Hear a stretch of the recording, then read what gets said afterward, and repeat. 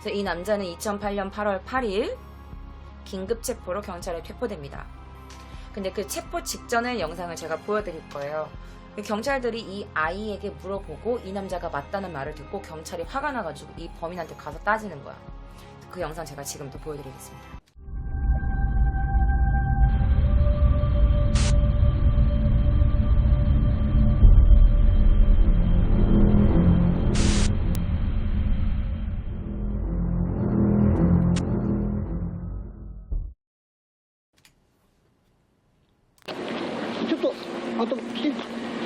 야, 너 잠깐 일로 와봐. 来なさい。 와. 自分のやったこと言ったら謝んなくちゃなんないんじゃねえのあんた。 너 네가 한 거 제대로 사과해야 된다고 생각하지 않냐? 어? 我々にそんな大きな口聞けねえんじゃねえ。いきなり怒られてるんだけど。 내가 지금 뭐랬냐면 이키나리 지금 갑자기 당신 나한테 화내고 있는데요. 무슨 일이에요? 에? 왜 나한테 화내는 거예요? ああ、そう。わからない。 그 경찰이 그래. 근데 이러는지 몰라. 先生でも先生でもいいよ。 저번 주, 저저번 주. 来たでしょ。 너 여기 왔었지? 너 저번 주, 저저번 주 여기 왔었지? 来たでしょ。覚えてない。なんで？ 오버헤드는 기억 안 나는데요? 무슨 일인데요? 覚えてない。生きてくれ。覚えがないのになんで行かなきゃいけないのか聞いてるんですよ。 내 기억이 없는데 아니 내가 왜 가야 되는데요? 네? 그걸 내가 지금 당신한테 물어보고 있는 거야. じゃあ、それじゃね、やむを得れば。 그래? 그러면 뭐 그래 어쩔 수 없다. 我々が強制力を持ってあなたを連れてくる。 우리들은 지금 강제력이 있어. 강제력이 있기 때문에 너를 지금 끌고 갈 수 있어. 思い出したら。 자, 너는 외설 범행을 했어. 외설 범행을 했기 때문에 그걸로 우리는 너를 지금 체포할 겁니다. で、あなた名前も言ってないし。 너 지금 너 네 이름도 말 안 했잖아. ね、裁判官の令状追及している暇がないんで、 지금 재판관의 그 영장을 우리가 청구할 시간이 없으니까 この場で緊急逮捕という形で逮捕します。 그렇기 때문에 우리가 지금 너를 긴급 체포하는 걸로 너를 체포할 거야. いいですか？名前言います。 이 남자의 이름은요 타키야마 마사키입니다. 당시 나이는요 26살밖에 안 됐었어. 자, 이 가방 보이시나요 여러분? 저 가방? 자, 그가 체포되었을 때 메고 있던 그의 가방에는 비디오 카메라가 들어있었어요. 그날도 어김없이 말이죠. 그렇게 범행을 부인했어요. 기억 안 나는데요? 무슨 일이요? 내가 기억이 안 나는데 내가 왜 당신 뒤를 따라가야 돼요? 이렇게 자기의 범행을 부인하고 또 부인했던 이 남자는요, 체포된 직후 결국 자백을 하게 됩니다. 자, 체포 당시 이 영상을 촬영하고 있었던 디렉터 이야기로는요, 얘가 이렇게 뻔뻔하게 당당하게 따지면서 얘기하잖아. 당신들 지금 뭐 말하면서 막 나 변호사 전화할 거야 말하면서 그랬으면서도 이렇게 뻔뻔하면서도 불구하고 사실은 이 남자 옷에 땀에 절어 있었대요. 그러니까 이 남자 되게 당황한 거지. 긴장한 거야. 놀란 거지. 잡힐 줄 몰랐거든 지가. 옷에 땀이 절어 있었대. 자, 타키야마. 도대체 이 남자는 뭘까요? 타키야마는요 1975년 일본의 미야기현 센다이시에서 태어났습니다. 중학교 시절에는 그렇게 눈에 띄는 학생은 아니었대요. 그래서 제가 또 이 아이의 중학교 시절의 사진을 가지고 왔어요. 좀 이런 사진밖에 없었어. 약간 이렇게 이런 사진밖에 없었어. 자, 눈에 띄는 아이는 아니었다? 그런데 여러분, 이 남자애가 중학교 시절 때 그 왜 문집 같은 거 만들잖아요. 문집에 나와 있는 게 있었어. 제가 그 영상, 그 사진도 가져왔거든요. 동창생들이 같이 쓴 문집이에요. 자, 여기 보세요. 이게 베스트 3야. 그러니까 그부들이 뽑은 거야. 그부들이 뽑은 순인데 이 첫 번째가 뭐냐면 장래에 억만장자가 될 것 같은 친구. 그런데 3번이 얘인 거야. 타카야마 마사키. 자, 그럼 두 번째. 장래에 유명인이 될 것 같은 친구. 1위가 타카야마 마사키야. 눈에 띄는 아이는 아니었는데 왜 이렇게 됐을까? 그분들의 관계에서는 또 그렇게 나쁘진 않았나? 이런 생각이 드는 거지. 근데 어쨌든 친구들 말은 맞아요. 장래에 유명인이 됐죠. 범죄자로. 자, 그러다가 그는요 센다이시에 있는 고등학교에 진학을 하게 됩니다. 그 동창생은 이렇게 말해요. 걔는요 그냥 좀 지만의 약간 그런 세상이 좀 있는 것 같은 애였어요.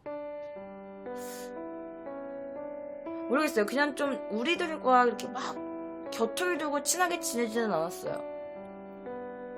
제가 이렇게 말하면 여러분들이 또 안 믿으실 것 같아서 제가 그 동창생의 인터뷰도 가지고 왔어요. 친구의 인터뷰 보여드리겠습니다. 周りに 잠깐만. とりあえずなんか自分の世界があったみたいな。 뭐 어쨌든 좀 걔는 지만의 세상이 좀 있었던 것 같아요.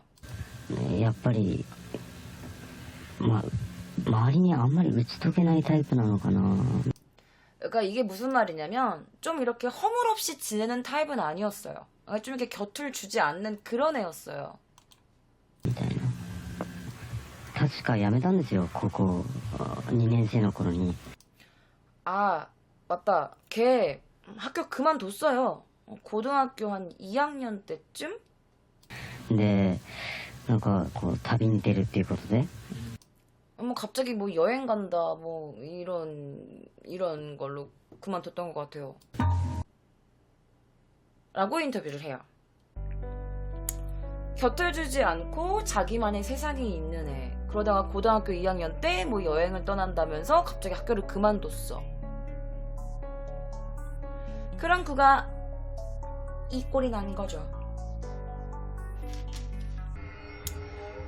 자, 이 남자는요 1999년 3월 10일부터 2000년 8월 1일에 걸쳐서 센다이 시내에 있는 이거 정말 말하기 너무 싫지만 3살에서 10살 정도 되는 그런 유아 아이들 11명에게 강간을 시도합니다. 그리고 4건의 강간 미수, 그러니까 강간을 하려다가 안 한 거지. 그리고 5개의 강제 추행, 만진 거야. 만지고 이 어린 애들이 자기를 만지게 하고, 그리고 2번의 강간 치상 사건. 그리고 이거는 누가 고소를 하지 않잖아? 이게 친고죄가 뭐 돼가지고 이거를 누가 고소를 하지 않으면 얘를 기소할 수가 없대요. 그러니까 지금까지도 밝혀지지 않는 사건들이 더 많을 수도 있어. 결과적으로 얘가 뭐 강간까지는 가지 않았더라도 그 유아들한테 해서는 안 될 짓을 많이 한 거야. 아까도 말했지만 그 꼬마 3살짜리 10살 좀 안 되는 애들한테 자기의 중요 부위를 구강성교를 막 억지로 시킨다는 등, 여자아이의 몸을 만진다는 등 굉장히 막 파렴치하고 더럽고 끔찍한 짓을 했다고 합니다. 이걸 어떻게 알았겠어. 그 당한 피해자 아이들이 이 얘기를 한 거겠지. 엄마, 사실은 어떤 아저씨가 나한테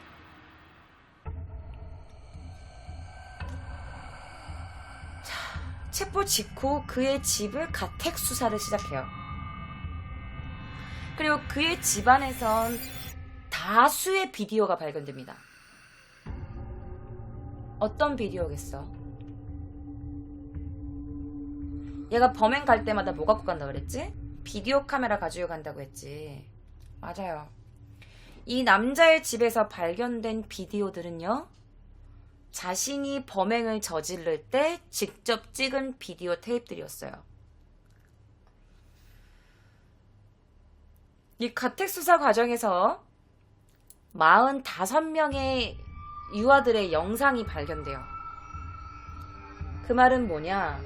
이 비디오 테이프에 나와 있는 유아들만 해도 45명이 넘었다는 거야. 그래서 그가 그 유아들한테 했던 범행들이 그대로 그 비디오 테이프 안에 발견되어 있었어요. 그런데 이번에 기소된 사건에 연루된 유아 피해자만 해도 10명에서 11명 정도가 그 비디오 안에 찍혀 있었어요. 이 3살부터 10살이 안 되는 그 유아들의 영상이 말이죠. 자, 총체적으로 이 남자가 덮친 강간한, 성추행한 유아들은요, 대략 110명 정도로 추산된다고 합니다. 그러니까 처음에 얘가 처음부터 이렇게 비디오를 찍지 않았을 거 아니야.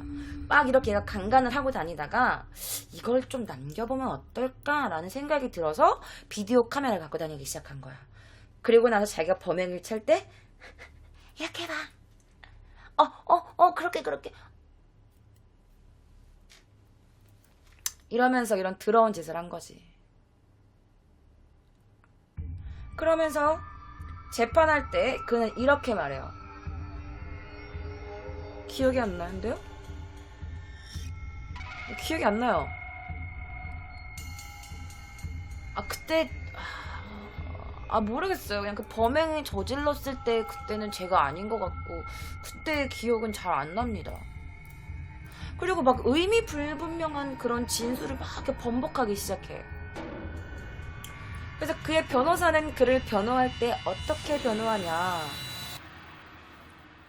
판사님, 그는 범행을 저질렀을 당시 그의 정신 상태는 심신미약 상태였습니다. 이 점 참고해 주시기 바랍니다. 라고 그를 변호하기 시작해요.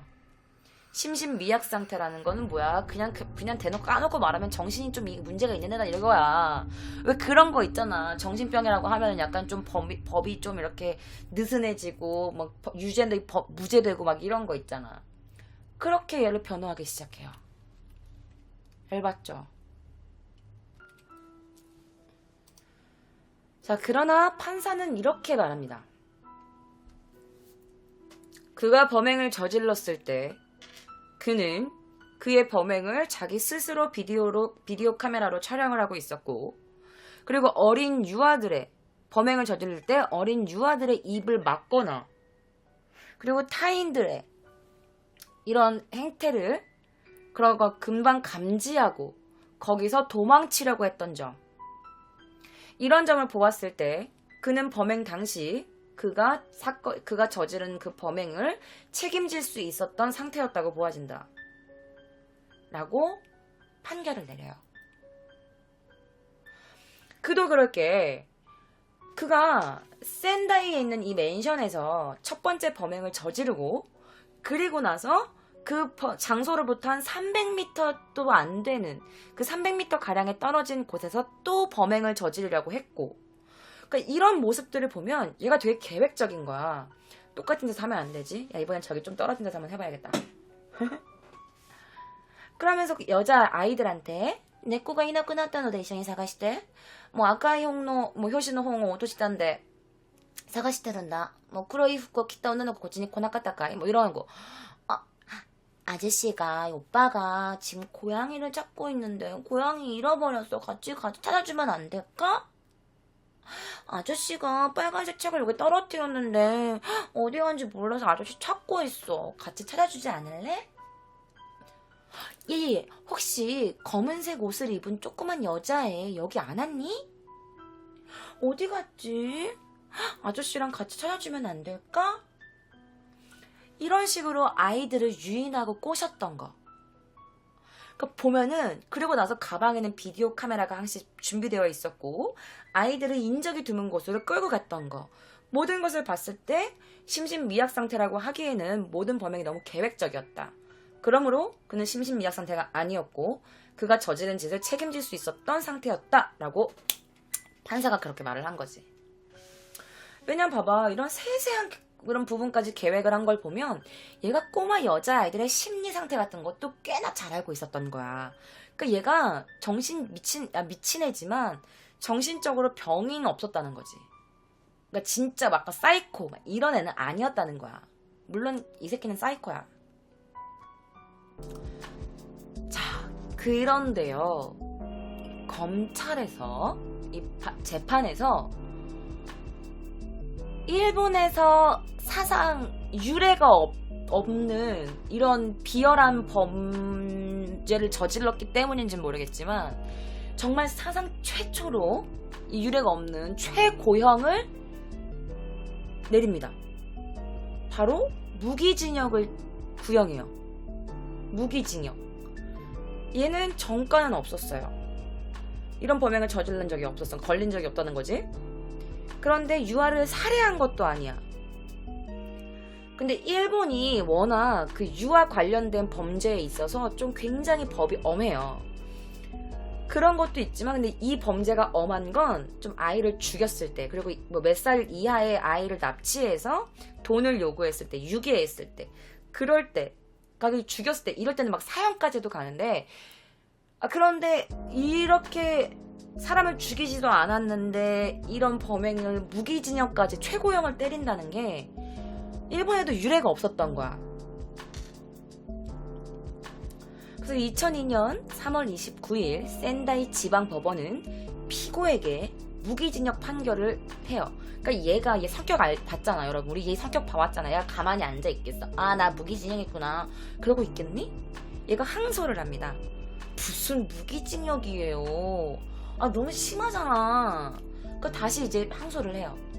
다시 재판을 받게 해달라고. 하지만 2004년 5월 대법원에서도 무기징역 판결로 확정이 됩니다. 어우, 이거 좀 사이다지, 여러분들. 사망자가 없는 성범죄로 전과가 없는 인간이 무기징역이 되는 거는 굉장히 극히 이례적인 일이었어.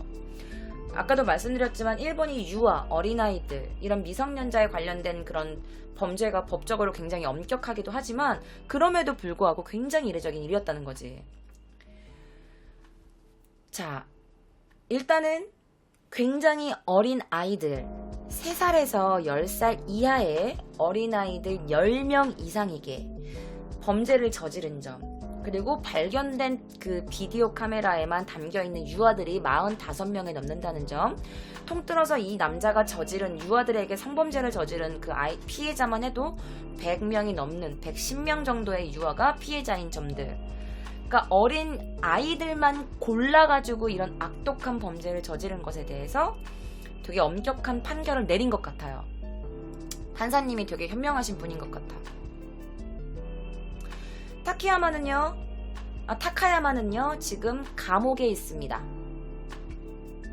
그런데 얘가 약간 좀 정신병 환자같이 약간 이렇게 좀 고립되어 있대.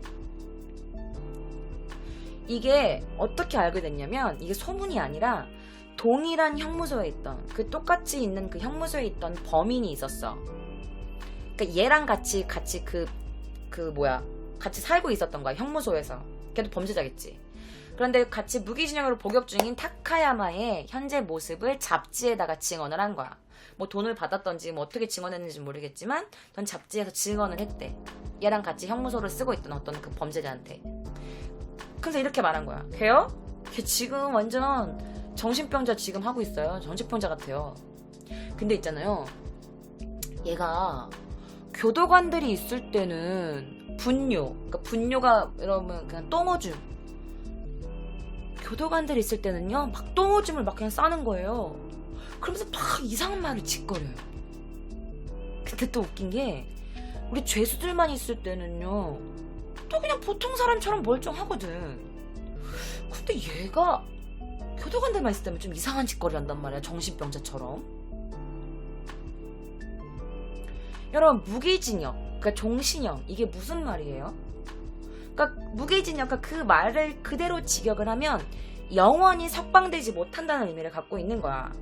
그러니까 영원히 그 감옥에서 나올 수 없는 게 무기징역이야.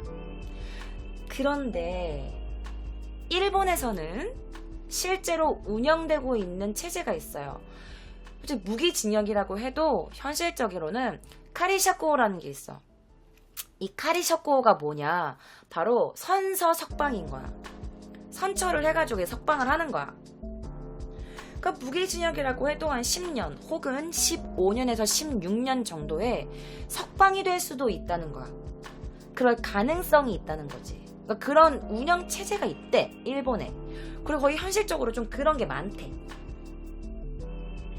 즉, 얘가 정신병이라고 판단이 되면 무기징역이 취소가 되는 거야. 그리고 얘를 감옥이 아닌 정신병원으로 호송을 시키는 거지. 그러니까 얘가 그거를 노리고 있다는 거야. 자, 그런데 일본에서는요, 미국에서는 여러분 이거 알고 계세요? 여러분 이거 보신 적 있나요? 왜 뭐 CSI라든지 막 이런 거 보면은 이런 거 나오잖아. 이런 거 뭔지 알아요? 자, 이게 뭐냐면 Register Sex Offender Information이라는 거예요. Register Sex Offender Information. 이게 뭐냐면 미국에서는 이런 성범죄자 있죠. 유아 성범죄자. 그러니까 그 강간범, 쉽게 말하면 강간범이야. 이런 강간범들이 범행을 일으키잖아? 그러면 이 Register Sex Offender Information이라는 이런 사이트가 있어요. 인터넷 치면 여러분들 다 지금 볼 수 있어. 그 사이트에 올라가는 거야. 어떤 게? 그 사람의 과거 전, 과거 후. 이 사람 범행을 일으킨 사람의 사진들. 그리고 이 사람의 나이, 이름, 그리고 이 사람들이 저질렀던 범행의 기록들 같은 게 전부 다 나와 있어요. 일단, 그러니까 자기 동네에서 이런 범죄자가 사는지 확인할 수 있어. 자, 내가 어디 살고 있다. 우리 동네. 범죄자 치면은 이런 사람들이 다다다다다 나와요. 일단 이 사이트에 한번 오르면 이 사이트를 오잖아? 영원히 이 기록은 지워지지 않아. 영원히. 근데 이런 게 인터넷만 검색하면 나온다는 거야. 그래서 우리 동네에 유아 성범죄자가 살고 있는지 아닌지 자기가 확인할 수 있고 그런 범죄자로부터 내 자녀를 지킬 수 있는 거지. 그러니까 미국은 이런 게 굉장히 잘 되어 있어. 그러니까 일단 미국은 그 나라, 그러니까 자기 동네 이런 치안의 안전을 되게 강하게 유지시키려는 게 보이는 거지. 그런데 아직까지도 일본은 그런 상황까지는 못 된다는 거지.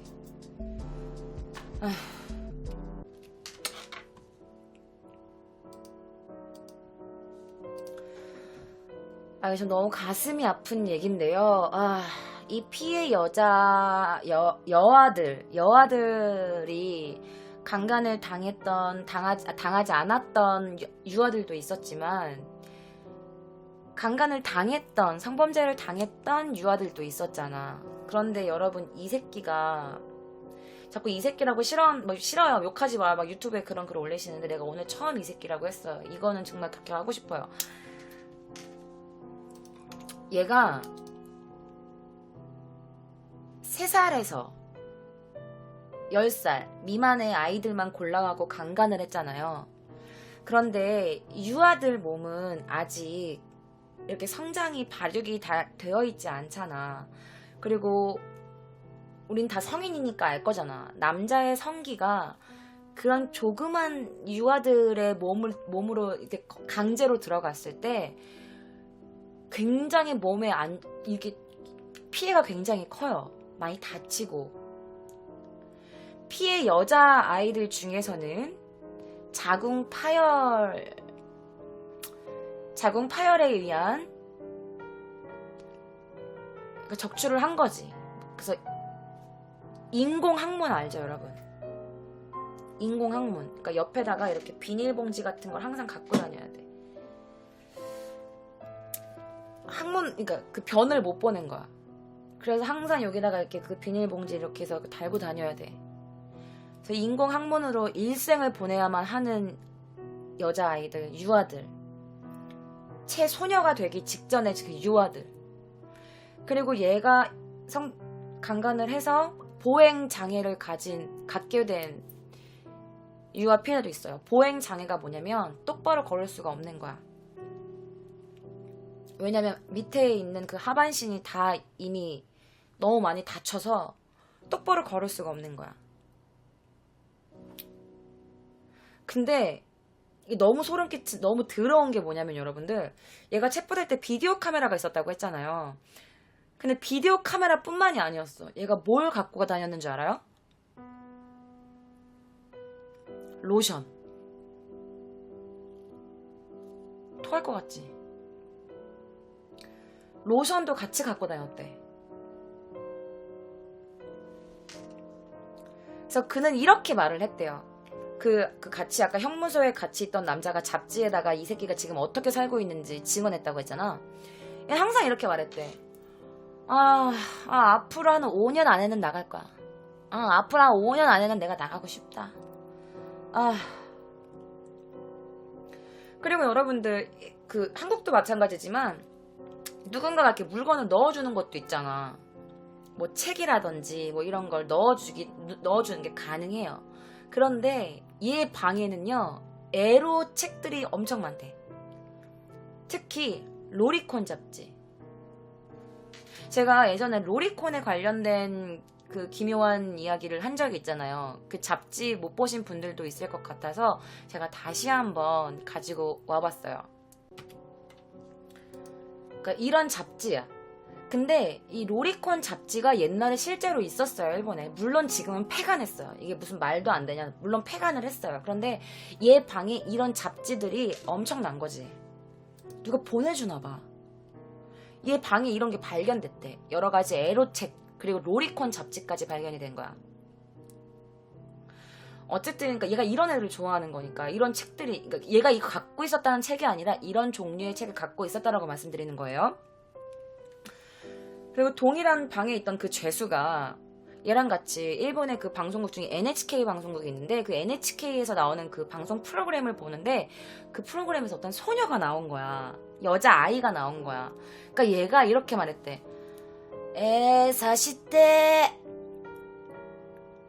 40대가 뭐냐면 사시다이라고 해가지고 찌르고 싶다고 말을 한 거지. 찌르고 싶어.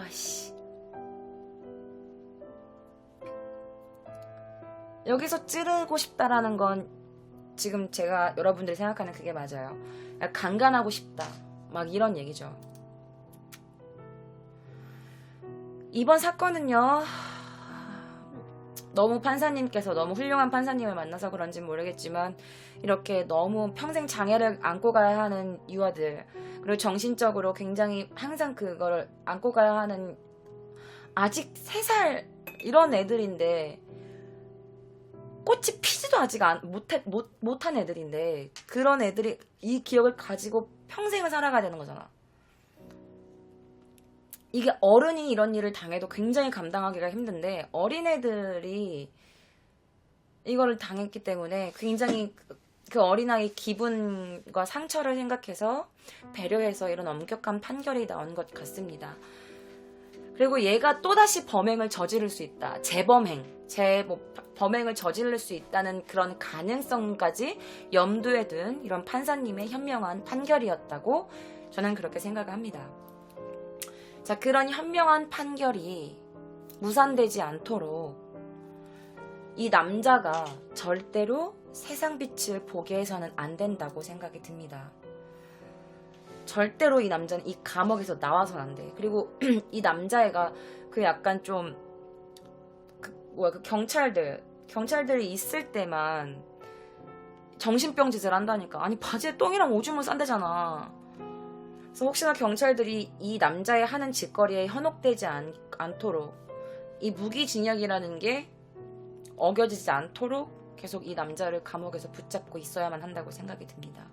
자, 여러분 너무 듣기 힘드셨죠? 저도 말하면서 혹은 또 방송 준비하면서 굉장히 힘들었어요. 그러니까 이렇게 어린아이 관련된 범죄를 할 때 제가 굉장히, 저도 되게 힘들어요, 여러분들. 하지만 어쨌든 이렇게 얘가 무기징역이라는 해피엔딩으로, 불행하지만 그나마 해피엔딩으로 최고형을 받았으니까 그나마 해피엔딩으로 끝난 그런 이야기입니다. 자, 여러분들의 유아는 안전하십니까? 이상한 남자가 있으면 절대 밖에 혼자 내보내지 마시고요. 항상 부모님이 자기 아이들을 지켜볼 수 있는 그런 좀 가정 생활 환경이 되었으면 좋겠습니다. 세상에 이상한 사람들이 너무 넘쳐나요. 그리고 세상이 너무 위험해. 성인들한테도 위험한 세상이기 때문에 이 어린 아이들, 우리 아이들, 자녀들이 너무 위험한 세상입니다. 어떻게 이런 세상이 됐는지 정말 너무 끔찍하지만 우리가 조심하는 수밖에 없겠죠. 어쨌든 오늘의 기묘한 이야기는 여기서 끝입니다.